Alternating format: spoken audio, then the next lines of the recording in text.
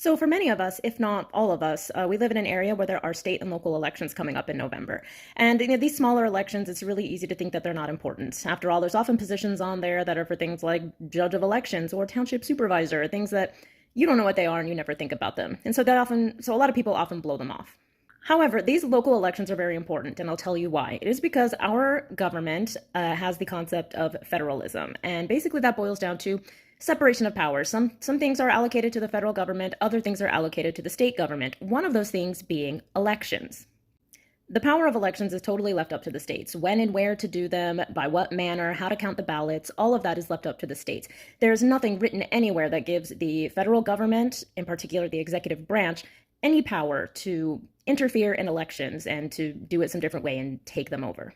This is why it's very important to participate in your local and state elections, because if Republicans are in power in your state or local government and Donald Trump comes in and says, hey guys, I want you to hand over the power of elections to me, to the federal government, then they will do it. And if you don't think that's bad, let's review a couple of instances that show Donald Trump's attitude towards elections.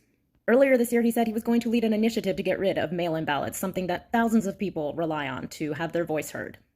And check out what he said here in a meeting with President Zelensky. Because during the war, you can't have elections. So you say during the war, you can't have elections.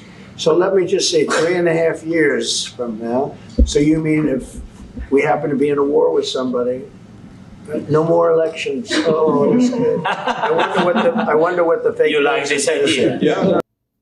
Obviously, President Trump is enthralled with the idea of not having an election. And let's not forget what happened when he lost the 2020 election. He stirred up a group of violent insurrectionists that did this. We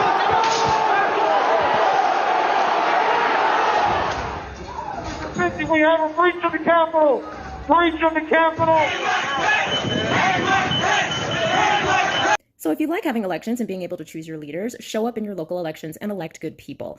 If you don't know who is on the ballot and where and when to vote, you can check out vote411.org. And if you didn't take the hint, I highly recommend you vote Democrat.